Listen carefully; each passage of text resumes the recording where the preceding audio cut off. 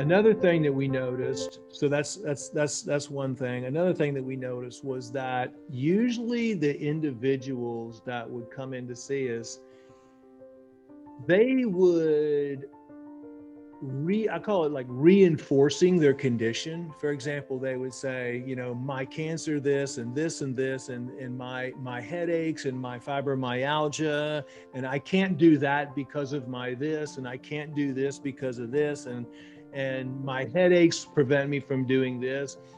So the words that you speak are very powerful and they're very healing too. So when you speak words that are negative, that are frequencies, that you're speaking about what's going on in your body, and you're saying the word can't, which that word should completely be out of the vocabulary. There's no such thing as can't. Then all you're doing through your words is you're reinforcing your condition. You know, I'm so unhappy all the time. I'm so unhappy all the time. I'm so stressed all the time. I'm doing this all the time. You know, so it's also a repetitive pattern that people get in, and they don't even realize that they're actually saying that. So that was another big thing that we noticed that we had to address with people, is like, you really, you know, pay attention. And even pay attention to the words that come out of your mouth. Are you speaking words of joy and peace and love? Because your body and your mind pick up those frequencies. And for that matter, people around you pick up that frequency. It's the vibration of sound. Sound is the most powerful. Sound creates light. You know, sound is the strongest vibration that there is. And in everything that's living has sound inside of it, or it's living because of sound. There was a study done not too long ago where they asked millennials what would make them happy. 70% of the responses said money. To be rich would make me happy. 30% of the responses said to be famous, to be an Instagram influencer, to be famous.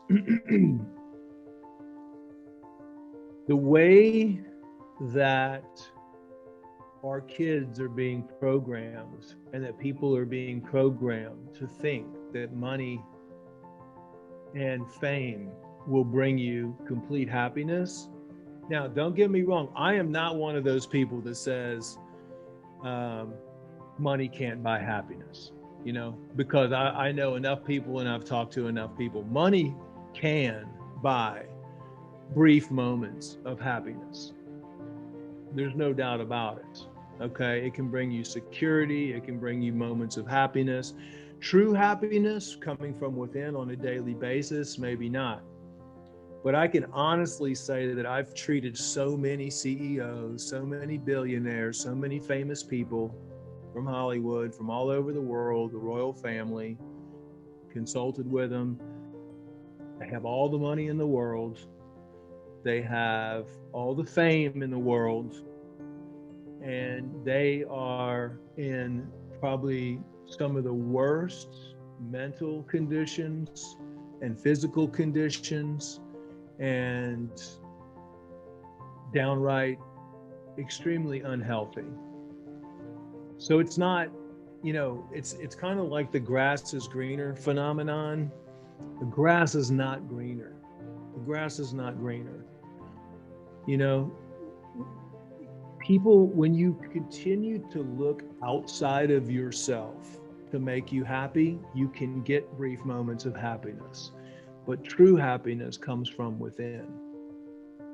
And it's just a shame that that's the way, you know, these children these days are what they're learning in schools, and how they're not learning about themselves. They're not learning about how to become more spiritual. They're not learning about how to deal with emotions. They're not learning about finances. They're not learning about life in general. They're not learning about how to communicate properly. They're not learning about any personal development, communication skills. I mean, everything in our school system is pretty much backwards from exactly what kids should be learning. And that's why you're seeing most kids by the time they're 14 years old now on psychiatric medications, which is just completely saddening to me. And but these I've seen this, and these individuals, they would say, I thought that when I had millions of dollars or billions of dollars that I was going to be happy.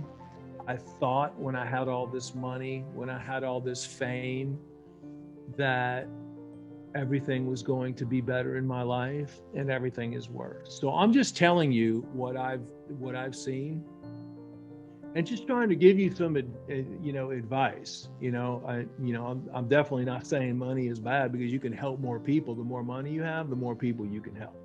That's the way I look at it. And money does, buy you some moments of happiness, buy you some books you can read, stuff like that. But to live your life thinking that I'll be happy forever if I have money, that's not the case. And 100% I can tell you that's not the case. And fame brings many, many other things into your, I don't know too many people out there that are famous that aren't suffering from unhappiness and depression and anxiety. It's really hard. It even happens to me because I have so many social media accounts and stuff, and then you have people trying to shut you down, people trying to discredit you, people trying to bash you, people downright New York Times, Wall Street Journal writing complete lies about you. Okay, but the general population sees that. So I mean, you have to learn how to deal with those things. Like, you have to learn how to deal with the struggles in your life, but you have to learn how to deal with it by yourself.